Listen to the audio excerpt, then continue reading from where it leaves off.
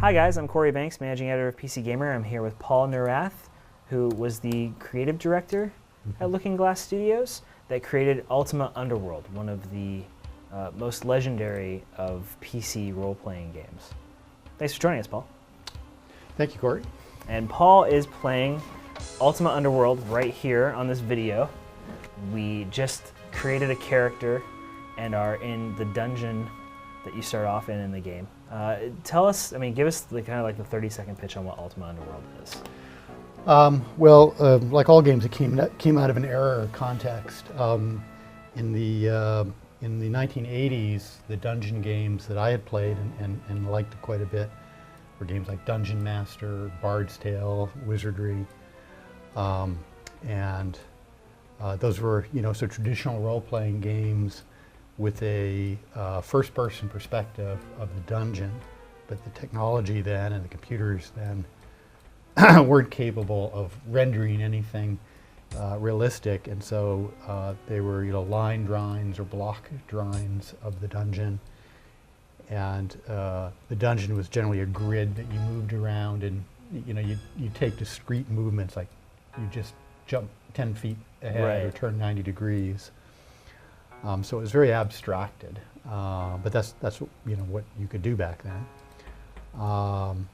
And where Underworld, the concept really came from, was to try to create an experience that was more immersive, we wanted to up the suspension of disbelief, where you could get lost in the world because the visual experience was felt so real and natural, and as well as sort of the virtual, or what we called then the simulation experience, so that you could take actions and do things that felt natural, as if you as a character were really in this fantasy dungeon. Well, what might you be able to do? What were the things you could try to problem solve with? And we wanted to give the player a very flexible set of tools that would feel natural for that environment, so that they could lose themselves more readily in that world. It would feel more real. Lose yourself in the literal sense in some cases as you first start this game, because you find yourself in a dungeon with no light and a very different control scheme than what you were used to in those role-playing games that you're talking about. Yeah, so we intentionally started you, even though you're the avatar, you're framed at the beginning of the game. There's a character, a baron, who you're framed for kidnapping the baron's daughter, which you didn't do, someone else did, but frames you, and as punishment, they throw you in this Stygian abyss, this dungeon, and you're all alone. You're basically naked. You have no weapons. You have no food. We wanted to create that initial sense of you being very vulnerable and alone, and over the course of the game, you gain incompetence. You early on, you pick up some simple weapons and armor and food and torches, and then you build from there. But you start very vulnerable and alone. So I'm going to let you take control here and kind of drive us through. So since you've started right at the start, you've got to find stuff. So the first bag you find has some basic equipment that you need. So we see a badly worn dagger. Yeah. And we see a paper doll, which I think, while you still see that in a lot of role-playing games, like it often feels like the way Ultima and Ultima Underworld used kind of the equipping system is pretty tactile. Like, it's not the same as like in Dragon Age, where you're just kind of looking through tons of items on your character. Right. There's comparatively few inventory items. You're get encumbered pretty quickly, so you're not encouraged to carry a truckload of items along with you. We wanted you to be more selective about what you were bringing. But you can bring some weapons and a torch. I just lit my torch. One of the things you'll notice is if I unlight the torch, it gets dark. Not completely dark. There's some ambient you can see a little light, bit in front of you. but the torch creates light and lets you see further. So part of this game, where we achieve some of the immersion, is that we did some pioneering work for the technology. Part of this was innovating on technology to allow a new kind of experience. As I said, the games up to then were pseudo 3D. They were static, line drawing, block drawing, and we wanted to create a fluid, true 3D environment. In such a way that you're actually moving through it. You can move fluidly. Now, gamers today, this comes second nature, the texture mapping 3D environment that you can run through, jump, climb walls, all of that kind of stuff. But until Underworld, there were no games like this available. This kind of environment didn't work. So we were the first to take texture mapping, which until then had been only on graphic workstations and high-end computers, and bring it to a PC. I'd actually done some experimentation with a very early texture mapping algorithm in 1989. I think it was on an Apple GS. It was pretty slow, but it showed the potential that it could work. When we started development of Underworld a year later, 1990, we did it on a PC, which was a little faster, right. Early PC. And it had enough horsepower, just barely, to do real-time texture mapping. Where, today, again, everyone's familiar with it. You look at a wall in 3D and it's, got bricks on it or, a texture. But this was new back then. And likewise, the environment is moving through the dungeon. Unlike games from a few years before, that were all just rectangles, basically. This has diagonal walls, sloped surfaces, ceilings that can be higher and lower, pits. So it's a real 3D environment, which again had never in a dungeon game or a fantasy game had been done. There had been some space games that had used 3D, but this is really the first there to do that. And the difference it makes, in some ways subtle, in some ways not so subtle, it allows the player to freely move around the environment and opens up gameplay that wasn't available before. Right. So things like combat in games before this, these dungeon games, you might take a 10-foot forward step and there'd be a monster encounter. And then you'd, swipe attacks and you'd kill it or not. But it was sort of an abstraction. It was discrete. You were either in the encounter with the monster who was fighting you, or you weren't. It was in essentially the next room. Here, you might have a room where the monster's in the corner. Maybe you don't even see it because it's too far away. It's 50 feet away and your torch doesn't reach it, so you hear it, you don't even see it necessarily. And you can, suddenly it opens up different options as a player. You might say, well, I'm low on health, I don't really want to get into combat right now, and just evade it. We had some sort of early stealth mechanics here. The monsters would have a radius to sense the player, and if you stayed at a distance, they wouldn't even necessarily know you were there. You could kind of skirt around them and bypass them without even having the encounter if you didn't want to. Which nobody really did at that point. No, it was pretty much Monsters were pretty much just there. The monsters were there. It was a binary kind of, there's a monster, you got to kill it. Okay, you either did or you didn't, and then move on. Here, we really wanted to create a much more player choice and player problem solving. Where it wasn't the designer saying, we're going to put a monster in this next space they can step into, and they can't avoid it, and they just have to fight it and try to beat it. Here, if the monster was in the room, we gave the player different options to try to evade it, which maybe they could, maybe they couldn't, to fight it. Let's say you chose to fight it, maybe you close with it. When you get close enough, it notices you, turns towards you, and starts coming at you. Mm-hmm. Depending on its speed, the type of monster it is. If it's a slow monster, it's going to move at you slowly. A fast monster, fast. If it's a walking monster, it's going to be on the floor. If it's a bat flying, it can fly through the 3D space. If it's a swimming monster, sea monster kind of monster, it can only be in the water. So all those kind of elements really only make sense once you have a real 3D environment. and you have the player and the creatures moving in that 3D environment in a natural way. So we kind of opened that door to enabling that, and then giving the player a lot of options of how they wanted to move through and resolve these encounters. We also went, I think, further. We had systems, for instance, with a monster, it might be aggressive initially and start attacking you.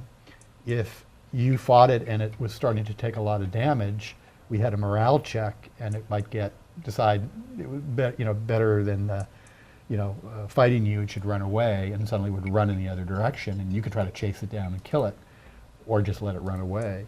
And those weren't the kinds of behaviors that were really being done in games before. Or almost as important as anything, we had certain what would be considered monsters, like the lizardmen, who wouldn't just attack you on sight. They were, neutral, maybe even inclined to be, friendly, depending on your actions. So if you saw a lizardman, you might approach it and enter dialogue with it, or try to befriend it, or get on the side of the lizardman. Or if you just wanted to fight them, you could fight them and then earn their enmity. But you had that choice. So a lot of it was about putting the choice in the player's hands, as opposed to us as designers saying, we've come up with a very specific puzzle, you have to solve it just like this. Right. Pull the red lever to the left, that's how you move forward. Here we gave a lot of different options to the player, and having that 3D environment you could move fluidly through was a part of enabling that. One of the high concepts for Underworld was that we wanted to create this underworld, and the concept was it was a utopia gone bad. Right. So one of the characters years earlier had a crazy idea that if they brought all these monsters and races together, mountain men and lizard men and goblins, and some of which were natural enemies, but they could all work together in this underworld dungeon to create a great utopia, and it didn't quite work that out so well. They never seem to work out. They never well, seem yeah. to, utopias never seem to work. That's classic fiction. But so the Avatar comes upon this, years later, when it's disintegrated into warring factions. Right. The underworld is broken into 8 levels, and certain levels and certain areas of levels have certain factions of creatures. Like there's the green and gray goblins, sort of occupy 2 large areas of the first level you enter, and you soon learn that these little communities of goblins have sort of staked out their territory. Right. And you can play games with the factions as a player. You can befriend one faction against another faction, and so we really wanted to give that sense that this is a living, breathing community. It's not, a lot of traditional dungeon games, going back to Dungeon Hack, where just every monster is a thing to kill and get loot from. End of discussion. Just a doorway to get through to get to treasure. Yeah. Yeah. And we wanted monsters to have more nuance than that, so that some monsters were intelligent, some monsters could help you out. Some monsters but other monsters are just monsters. There's monsters are just bats and stuff that attack you. But how did you even start that process? Like knowing the kind of technology you guys were building when you started Underworld, like no one else was really building factions like that. There were very few games that treated monsters as NPCs that could be influenced. Mm-hmm. Like I can understand why how you would come to the idea that you should do that, but from a technical perspective, how in the world did you actually program that in? Well, some of it, I had done a game a few years earlier called Space Rogue, which was one of the very early games. It was a space game, a little bit like Wing Commander, and actually it influenced. Chris Roberts played it, and then not long after started up Wing Commander, so I think it has some influence. But in that game, what I was trying to explore in that space was how do you create a game where you're moving around in 3D space and having combat and action, right. But then when you land on a space station or a planet, now you have more traditional role-playing interactions. Mm-hmm. And part of that was having factions. So you could be a space pirate or a space trader or basically the Galactic Police Force. Those are the three factions. And it was the player's choice of which faction to sort of join, and they joined it organically. That is, if you started down the line of piracy by being a pirate and smuggling goods and shooting at the fighting with the other factions, over time you'd grow your reputation as a pirate. Whereas if you decided, hey, I want to make a career as a space trader, and we're trading goods across planetary systems, you would build your reputation up as that. Right. And so, that was a learning experience, and it didn't all work quite as well as wanted to, but made some progress there. And so the thought with Underworld was to explore that more deeply with these autonomous factions that were in the world that you could encounter, that had their own motivations, their own, we like the mountain men, but we don't like the other goblins. And if you can, help us with that, then, we'll befriend you. But then there are consequences from that and all. There's like a complete web that you have There's a little web of kind of how you navigate it. Is it possible to befriend all of the factions and keep them all on your side? I don't think so. I don't remember ever being able to do that. I think it was designed that you had to choose sides. Yeah. We didn't want to keep it too nebulous, and I think that's better storytelling as well. Sure. But it was again, it came from we want to create a sense of this is a real living, breathing community you're exploring, not just a place to kill everything that moves.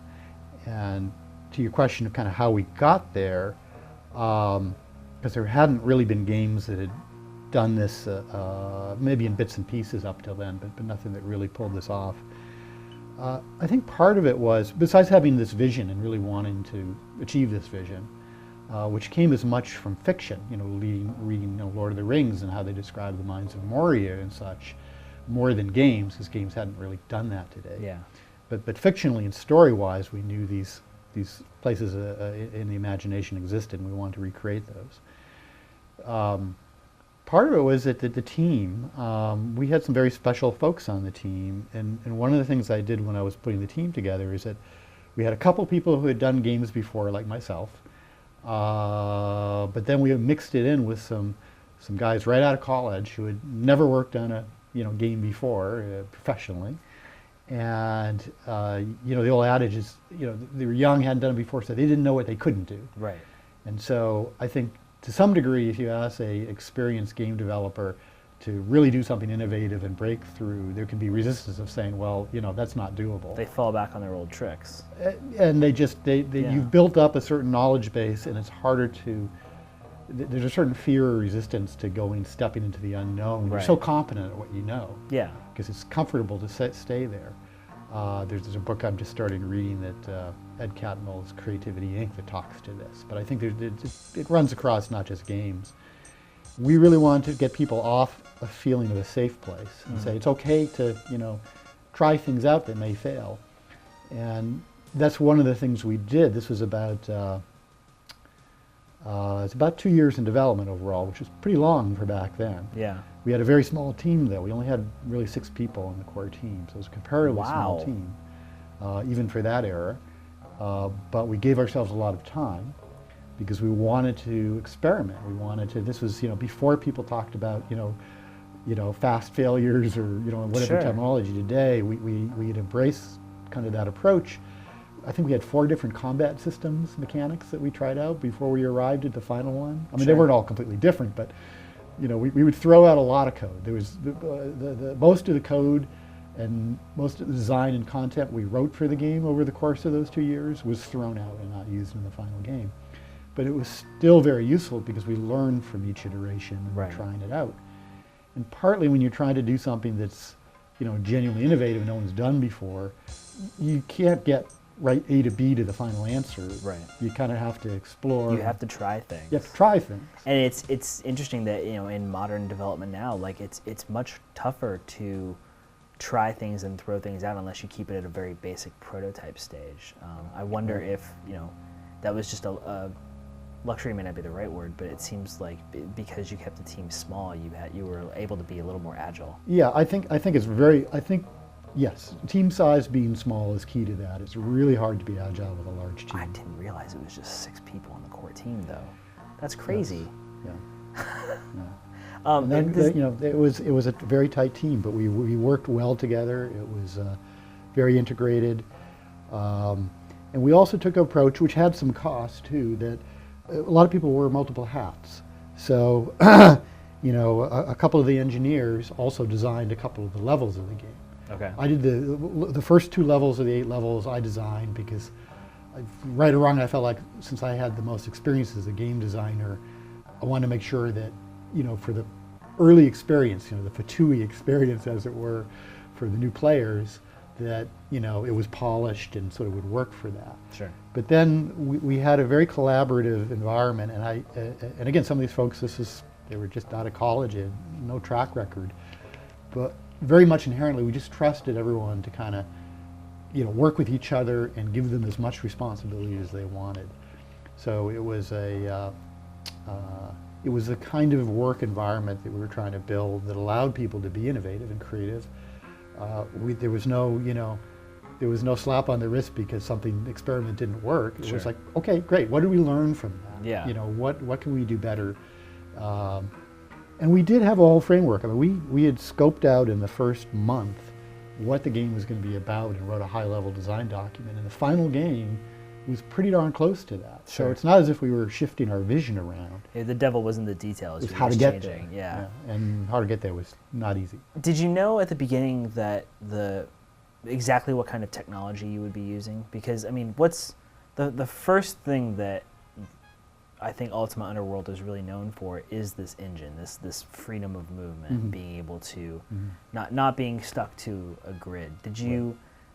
Were you building from that foundation from the very beginning? Well, as I said, I'd done an earlier game, Space Rogue, that uses Yeah. a 3D space environment to move around. And so, we had, from that, there was a 3D math libraries and movement libraries, and, learned a fair amount of that from working on that and some other, I'd done a little bit of work on Chuck Yeager's Flight Simulator, so, similar simulation 3D environment. So we definitely learned from that. And we started with that code base from Space Rogue and some of the stuff that had been done on Chuck Yeager's. And we had some folks, Chris Green wrote the first pass on the texture mapper. And so we had that very early on. Doug and Church and a couple other guys, took that basic technology and then heavily revised it. There was a lot of evolution Sure. to improve the technology. But the building blocks, I mean, by spring, the concept started around right at the beginning of 1990, around January 1990. By June, in July, June, July, we had a demo we were showing around to shows and Oh wow. publishers. So it was less than half a year. We had you could run around a dungeon and engage in combat and Yeah. texture mapping and everything working. So we were rapid prototyping, Sure. but partly because we started with a basis of technology. But there was a lot, again, there was a lot of rehashing of the technology. We added in the lighting model, for instance, came in pretty late, Sure. which ended up being really important to the visuals. It was Yeah. flat lighting before, which just doesn't look Would right. be a much different looking game. Yeah. It's pretty ugly when you can only do flat lighting. You mentioned the different models for combat, and I think another thing that's really innovative about Underworld is kind of the real time combat. The way, a lot of RPGs before then had been turn based. Everyone in your party is going to go. You don't have a party here. You have a sword, and you can see me actually holding my button and then throwing my fist out to attack. Right, Talk to me a little bit about the different designs that you had and how you eventually came to this one.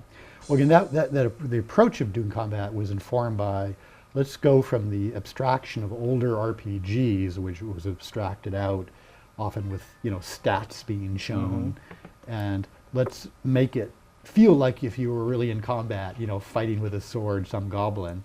And what would it look like? What would it feel like in a 3D environment? What kind of things would you be able to do? Again, modern gamers playing these games, get it because that's what they do. But back Sure. then, no one had really tried it. So that was our intent. So we started experimenting with the combat system to try to, in our own minds, make the leap from stat-based abstracted combat to a real-time fluid, you're there and you can see your sword slashing and hacking and bashing, and you can maneuver around the monster and it's maneuvering around you. There's sort of a tactical game being played. You can try to close the distance, and we had certain weapons that had a longer range, and so you could stay a little further away, and Right. others you had to get up close. Or you could try to play a game where you come in and take a blow and then back off. There was a mechanic there that we ended up with where you could kind of wind your blow up more by basically holding the button down longer, and then when you released, you would hit harder. But then you have to wait, so you're trading off there.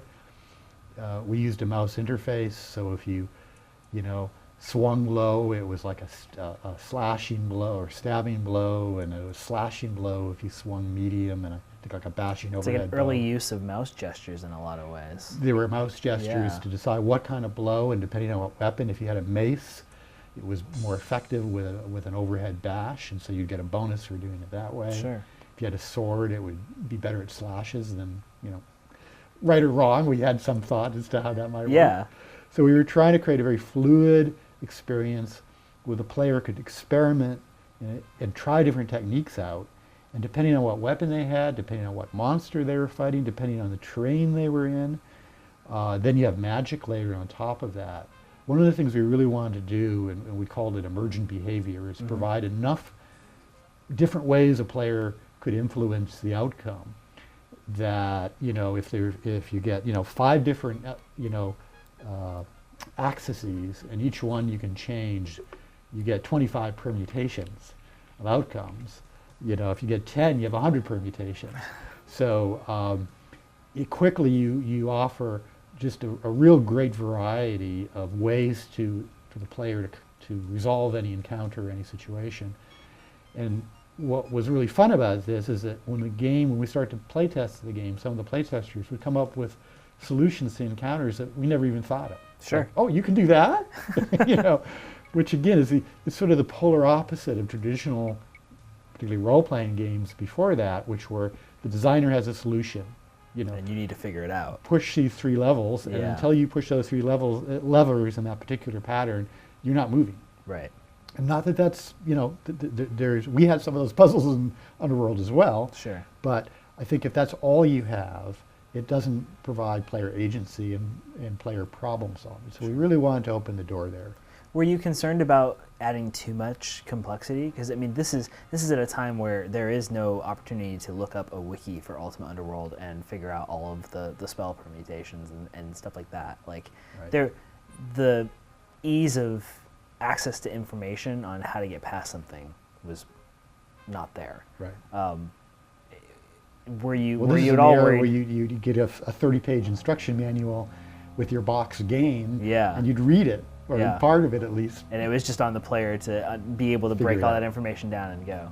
Yeah, it was a different era, and the gamers then were much more conditioned, as it were. So that's how Sure. you play a game. We didn't worry about having a newbie who wouldn't read a manual just start playing the game and be proficient, in the first 5 minutes, the way modern games tend to need to be.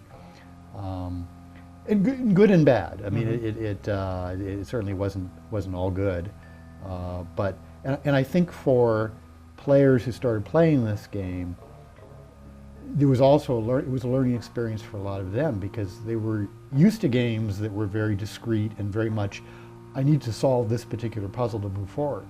Now it was, I don't know what, the game's not telling me exactly what I need to solve. I mean, do I even need to solve anything here? Like, Right. is there something in this room I need to deal with? Because there were rooms where there were secret things, or a lot of optional things, or how you might do it. But we wanted to encourage the players to experiment. The game, I think, wasn't that hard overall. I think that was one of the complaints some players had, that at the start it's hard because you're so vulnerable. You Right. don't have any equipment or anything. But pretty soon you've got enough power that it's hard to really die in Underworld or be overwhelmed. And we had an easy method of resurrection. We weren't trying to be punishing.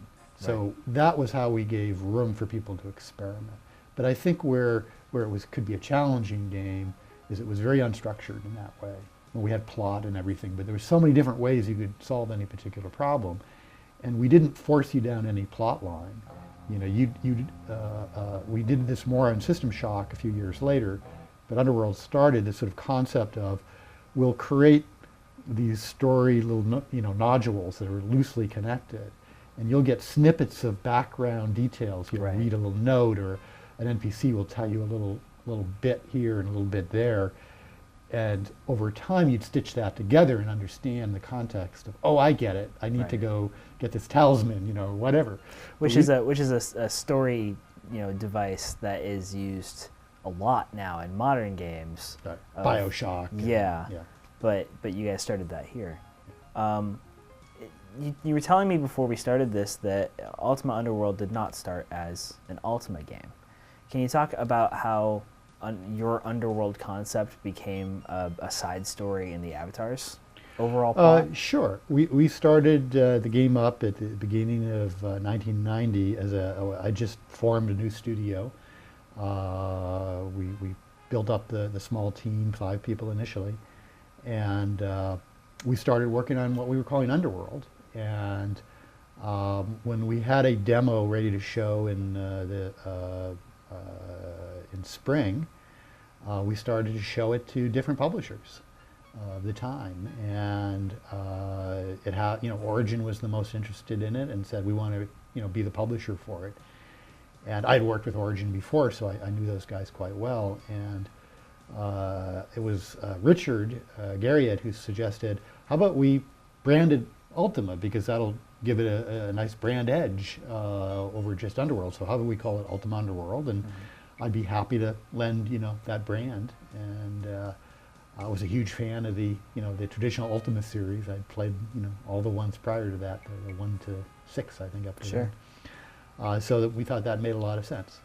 The original Ultima Underworld, there was Ultima Underworld 2, but the original Ultima Underworld, though, was already fairly far along by the time we started to put the Ultima brand in it. So it was a very loose fit within the Ultima fiction. You know, we had some elements in there. You didn't have to go and tie it to, you know, the Guardian or to... No, we intentionally put it at an island that was very much off the, kind of on the edges of the map, in a you know, dormant volcano that no one visited, so that we didn't need to worry about it intersecting with what Richard was doing with his, you know, next Ultima.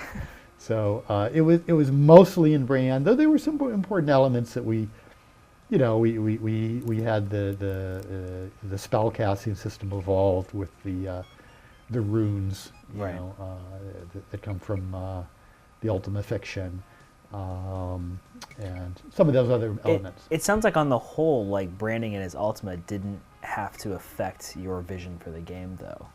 No, we didn't really want to change the game in any significant, you know, major way. We had our vision for what we wanted to do. The Ultima added a patina to it that and obviously, you know,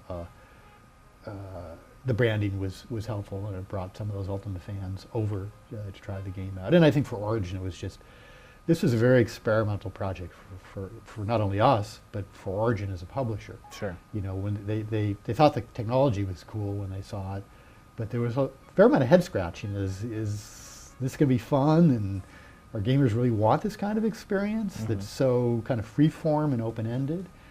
And I think that, you know, if you're going to innovate and take risks, part of it is being okay with saying, well, we don't really know yet. You know, honestly, when we started this project, we did it because we had passion for it. We thought it'd be cool to do.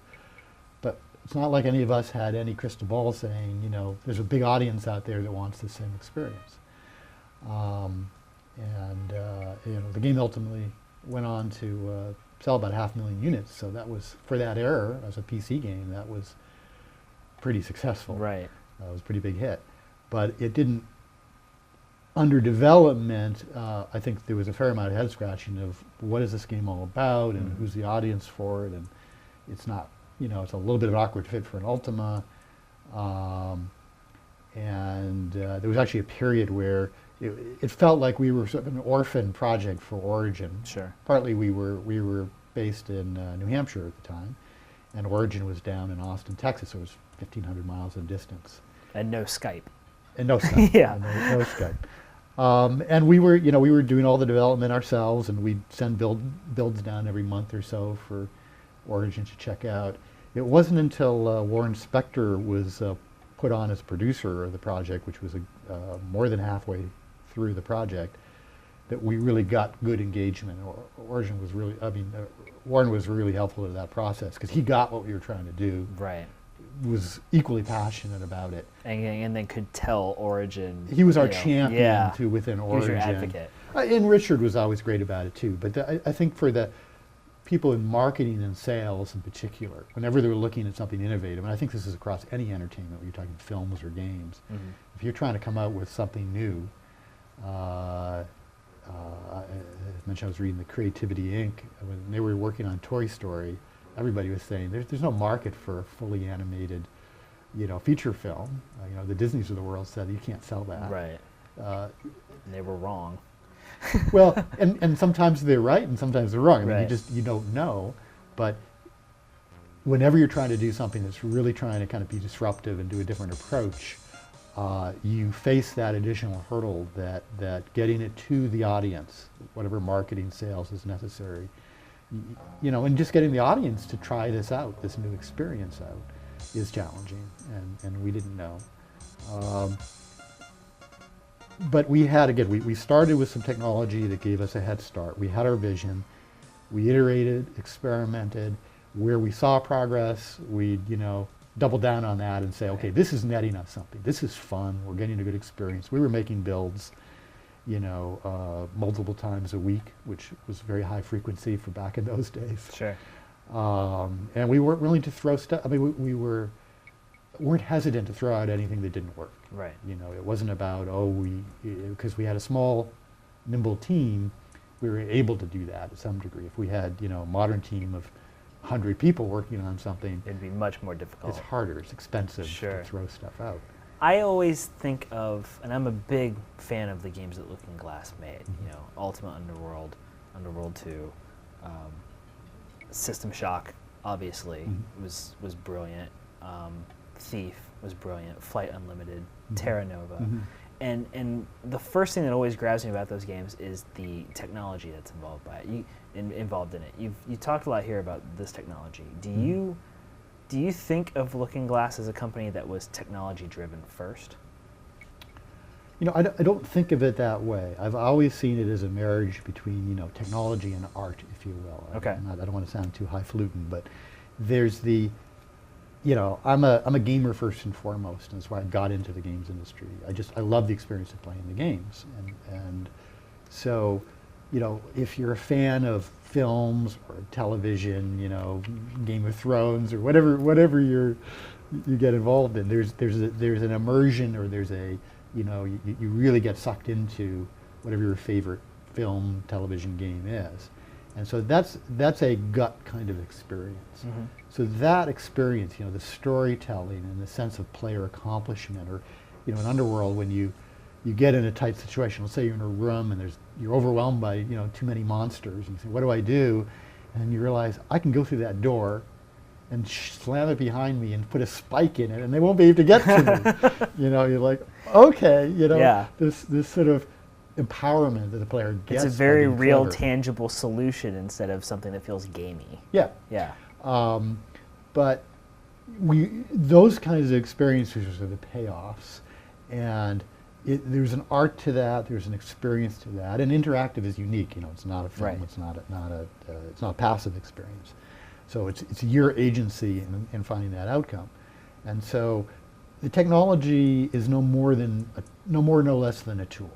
So I never looked at it as technology first and foremost, but the technology is a very powerful enabling tool, and I think it opens doors on what you can solve. If we didn't have the ability to craft a fluid 3D environment that was immersive, I think a lot of the stuff we ended up doing would have been moot. People wouldn't get it.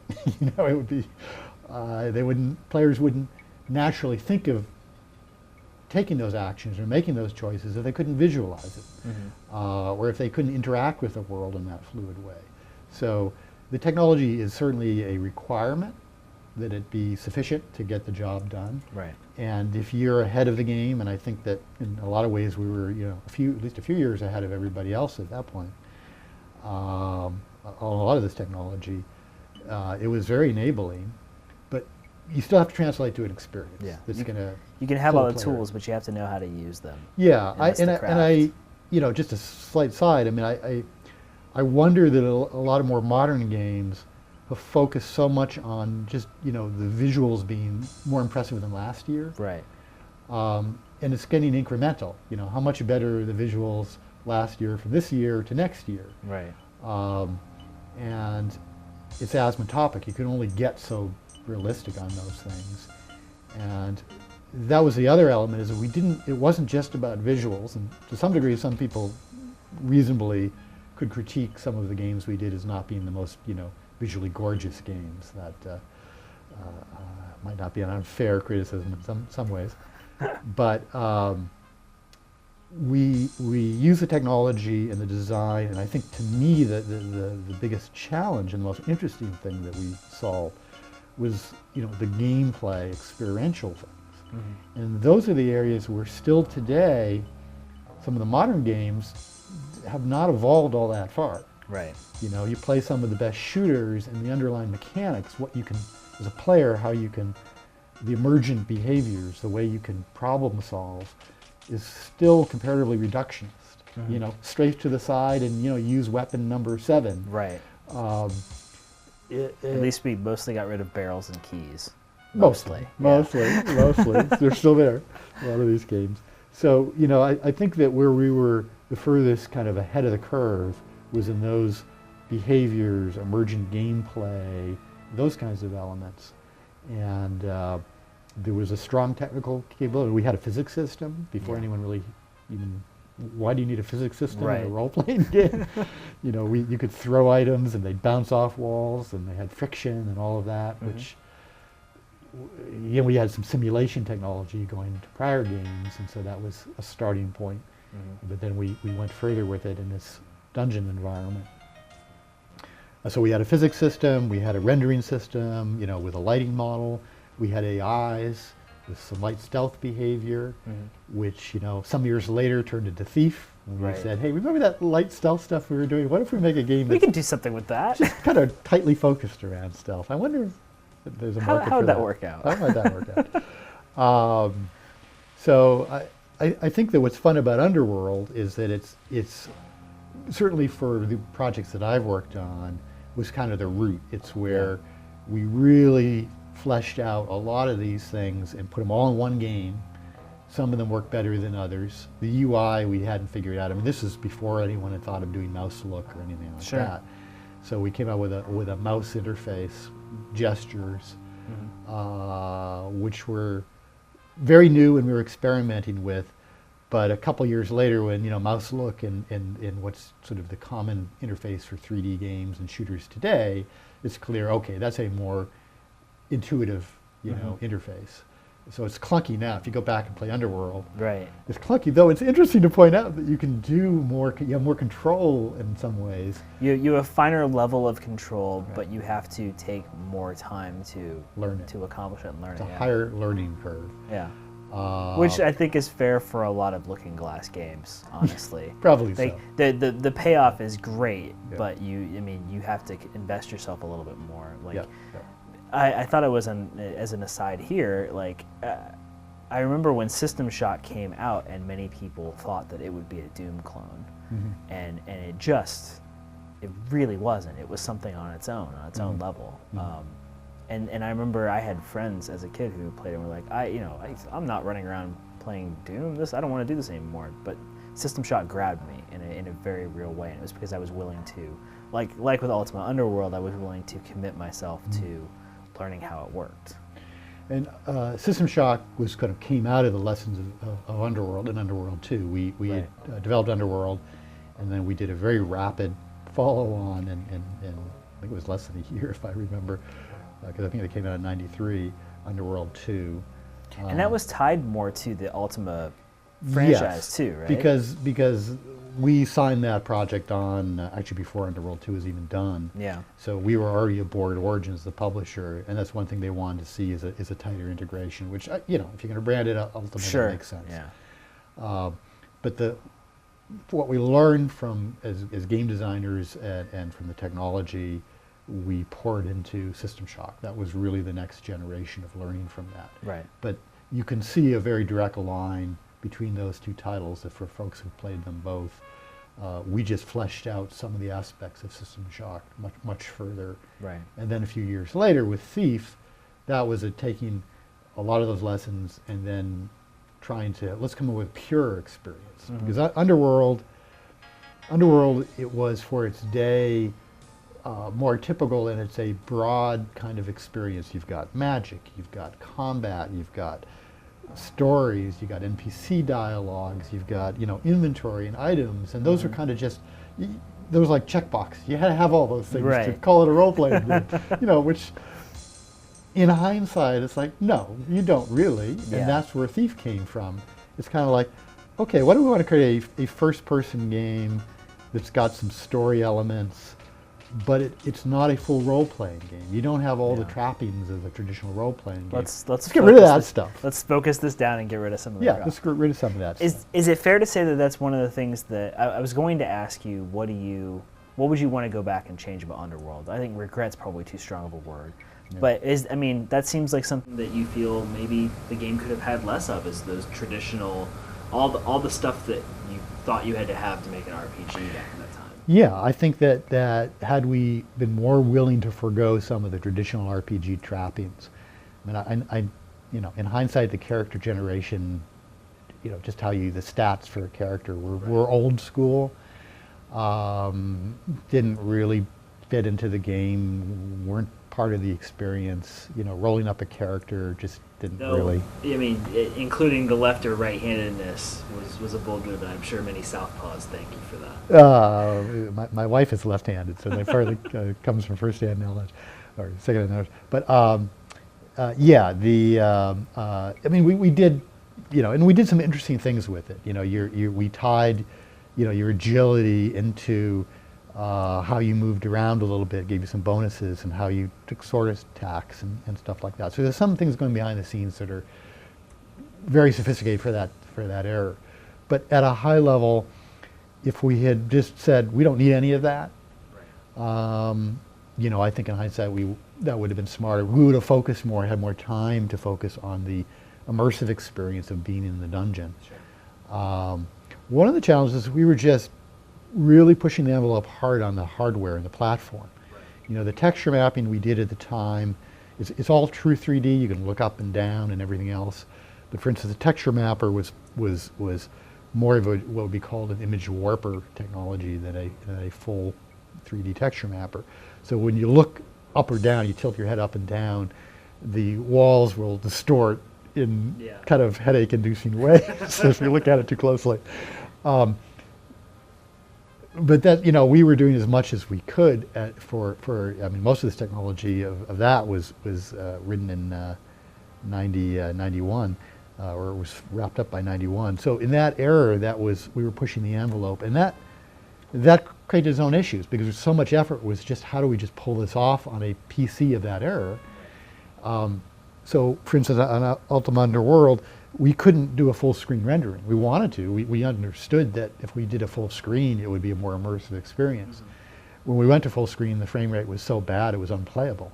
So we shrunk it to about half the screen area, and that allowed us, and then wrapped UI elements around it, which is quaint, and it's not like it's an all bad kind of thing, but the viewport being half the screen area makes it feel like looking at a 9-inch television, right? And you don't have the full sense of immersion.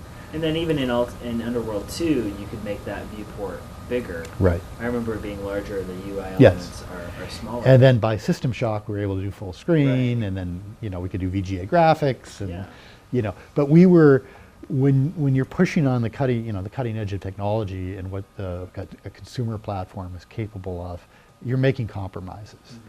So there is a cost to doing that, and Dungeon Master, which came out in '87 or something, in some ways looked better than Underworld because they didn't. It was a 3D game, but it didn't use real-time rendering. It was all kind of static, and because they were using an older technology, they were able to make the static graphics. If you just took a screenshot of the two, it looks better. Right. But actually being in front of Underworld versus Dungeon Master, whether avoiding better or not, you can see a huge difference. Well, one is fluid and interactive and opens up all that kind of gameplay. But anyway, it's just one of the costs of when you're really pushing. And when Underworld came out, and for a year or two after, the frame rate wasn't great. And I remember when Doom came out a year later and had double the frame rate-ish. That was a critique that Underworld had. Is kind of slow and chunky, because we were doing real 3D and Doom was still doing pseudo 3D. It was sort of most of the way there, but it wasn't a true 3D environment, and they weren't trying to do all the other things. It wasn't a role-playing game. It was a purebred shooter, and so they could simplify. It didn't need a physics system, didn't need a role-playing system. So they were able to put all of their energy into making a really lean and mean renderer, and of course John Carmack, brilliant guy. Right. But that helps too. That helps absolutely. So there's compromises to be made, and we had debated when you asked, not really regrets, but one of the things when we look back on Underworld is we said, we could have just done more of a shooter, a purebred thing, got it out a year earlier, and maybe it would have sold better. It wouldn't be so many innovations all wrapped up into one product. Right. And then a year or two after that, we could have come out with Underworld. We could start with a more core game. But for better or worse, we had the ambition of we want the whole vision. Yeah. So we went after kind of everything at that time. And not necessarily smart, not necessarily the smartest move, but it sold well. It didn't. It ended up selling over 500,000 units on the PC, which is a hit, a big hit for that time. So it did absolutely fine. But interestingly, it took months to get off the ground. When it initially came out, it was slow. And it took word of mouth and some good reviews, and the sales just kept on increasing month to month to month, but it took a long time. But that was an error, fortunately, in the early 90s, where you could do that as a retail product. Fast forward a few years later to say System Shock era, and already the retail market was evolving that you really had a pretty brief window at launch to hit big numbers. Or the retailers would take it off the shelves. You weren't given as much room to grow, to take that slow arc. And I think that's the way retail industries just continue to evolve. So now it's all about pre-orders, right? But if you don't... Well, now even more so on the PC, it's about foregoing that and going directly to the consumer. Just retail. If you just look at the retail piece. Changed, really. Yeah, it's all changed. Yeah. But we were in an era before retail had started to really consolidate, and you could put out a product that could build up to word of mouth, and we were selling stronger in year 2 than we were in year 1. Okay. So it created issues though, because with our with Origin as a publisher, because in the early months it wasn't doing huge numbers, and so they weren't sure whether this is really just going to be a niche kind of thing, and I think but it's also, aside from that, it's just any product that's really innovative. It gives a different experience. The audience has to sort of get their head around it. Yeah. This is different. I don't know what to compare it to. Usually, those kinds of new offerings don't take off immediately, particularly with the retail dynamic. Sure, that makes sense. So, in playing Ultima Underworld, it's pretty clear to see how it inspired even games that we play today. There are direct inspirations. Arcane Studios' first game, Arx Fatalis, yes, was very much let's make our own Underworld. Yeah. But even in a lot of the mechanics, like the combat alone, the real-time swinging, the tactical element of trying to get around. Being able to see your weapon moving Yeah. through the world in front of you. Absolutely, Elder Scrolls. Yeah. You can see that throughout their entire franchise. The complex magic system is something that other people have often tried to imitate. factions, the way that you deal with the storytelling in Underworld, we've already discussed. There's a huge legacy that this game has left. What do you think is the most important bit? What is the part that you're maybe proudest of? I don't know if there's one particular bit that I'm most proudest of. I am proud. I mean, it's great to work on something. We were working on this 24, 23 years ago. Age is eons in the tech industry, right? In this day of, last month was last month over there. But yes, I run into game designers and developers, whether it's Ken Levine or whoever, who today are working in the industry, who say Underworld was a major influence and has informed how they do games today. And so to see those echoes and threads carried through today's game, that's very satisfying. Because so many games, even if they were a lot of fun when you played them, and I've worked on some of these games, they don't live much beyond that. 10 years later, no one really cares. So it's great to have something that sort of carries forward. I think the emergent gameplay is one element of just putting the power back into the player's hands and letting them think and sort of problem solve the way you do in the real world. I don't know how I'd get through that locked door, and maybe I could pick it, or maybe I could bash it down, or maybe I could get this NPC to convince him to open it. That's just how the real world works, and people hadn't thought games should or could or would do that kind of thing. So I think that's a major change, and you see that in games, Dishonored or BioShock Infinite. You see that kind of nuanced, let the player solve this particular situation in 2 or 3 different ways. Sure. So I think that's a big step forward. I think the way we treated monsters, as they're not just things to bash. They're not just obstacles. They're not just a thing to get hit points and loot from. Which not all games. There's still some great games today that's all they are. But I think if you look at some of these games today, they've adopted that approach. And you can choose to try to, take an easy approach or a stealth approach, or just beat them over the head until they submit. Nothing wrong with that if you're into it. So but having the choice. Having the choice. What's really important. And having it change and influence the way the game then unfolds. Yeah. Underworld was one of, if not the first, it was one of the very early games to say, if you started attacking this, race of goblins, community of goblins, they'd become your enemy. But if you did them favors, but if you could do them favors, and so it would change your challenges, it would change the dialogue trees, it would change your experience. And so 2 players who played the same game might say, wait, I had a very, that didn't happen to me in the game. Right. I found something different. So those kinds of things I think are kind of, to me, the most interesting.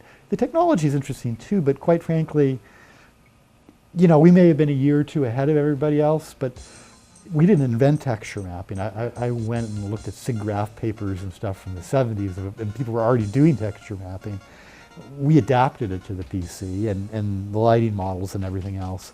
But whether we did it or someone else would do it, a year or 2 later,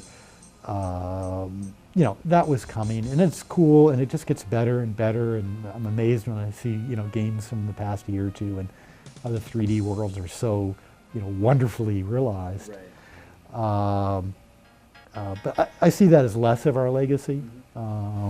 It's a tough race to win. I think maybe if I can be so bold, I would say that the legacy I always think of from Looking Glass is how you took the technology and shaped greater amazing worlds with it. Right. The texture mapping and such, it's a tool. It's how you use the tool that makes it whether it's interesting or not. And we challenge ourselves to come up with ways, some unexpected ways. I mean, you could do weird things in Underworld, like use your torch to put it under corn to make popcorn and stuff like that. I mean, it's just, we had, and this is years before Zelda and some other games, you could find some spider silk, wrap it on a pole, and go fishing, catch fish for food or to give to NPCs. So we had a fishing mechanic in the game. So all this crazy stuff in there. And so we love to experiment and sort of play with that stuff. But it just opened up ways for the players to interact and immerse themselves in this world. So those are the elements that I'm kind of proudest about. Right. how we're able to use those tools as designers to engage with the player. That's great. Well, you can go play Ultima Underworld right now. You can find it on Good Old Games, GOG.com. And Paul, thank you so much for taking the time to talk. Well, thank you. And that's going to do it here for us. We'll see you next time.